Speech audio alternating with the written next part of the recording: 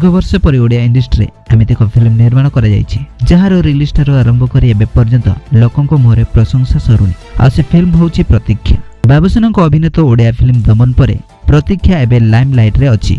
राजधानी Bhubaneswar 6टी cinema hall रे ए film पर्दा को आसीछि। सिनेमाटीर प्रथम दिन प्रथम शो दर्शकों खचाखच भिड़ मध्य देखा मिलता। तेबे शुक्रवार राज्य बाहर ए फिल्म रिलीज होईछि। राज्य भितर फिल्मर लोकप्रियता को दृष्टि रखी शुक्रवार ठारू एहाकू ओडिशा बाहर हॉल मानकरे रिलीज करा जायछि। बेंगलुरु, पुणे और मुंबई रे फिल्म को रिलीज करा जायछि।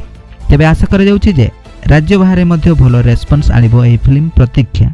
सेहिपरि फिल्मर टिकेट दाम भिन्न हॉल मानकरे भिन्न भिन्न रहिछि।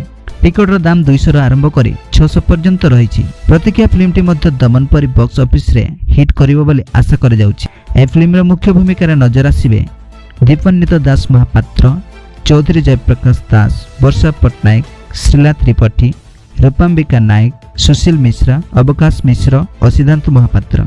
फिल्मर निर्देशक अछंती अनुपम पट्टनायक। प्रतीक्षा विशिष्ट कथाकार गौरहरि दास एक क्षुद्र गल्प आधार रे प्रस्तुत करा जायछि। एही मूवी यार चित्रनाट्य और संलापना रचना करिसंती रोशन विषय। वर्षा पट्टनायक यार कार्यनिर्वाही प्रयोजिका अछंती।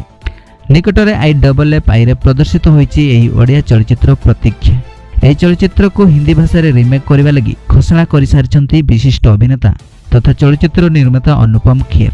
ओडिया चलचित्र प्रतीक्षा एक फैमिली ड्रामा उपरे आधारित। किभଳି जणे मध्यवित्त परिवार युवक सरकारी चाकरी पछरे गडे गडे निराश हेबा, सरकारी चाकरी सह परिवार को केमिति नियंत्रण रखिबा एथिरे प्रदर्शित करा जायछि। रोजगार लगी संघर्ष, घरे वृद्ध बापांकर चिंता, बाहाघर लगी अपेक्षारत प्रेमिका एवं शेषरे परिवार एकमात्र रोजगारिया पितांकर मृत परिस्थितिर कहानी को अति निच्छक भाव प्रदर्शित करा जायछि एही फिल्म माध्यम रे।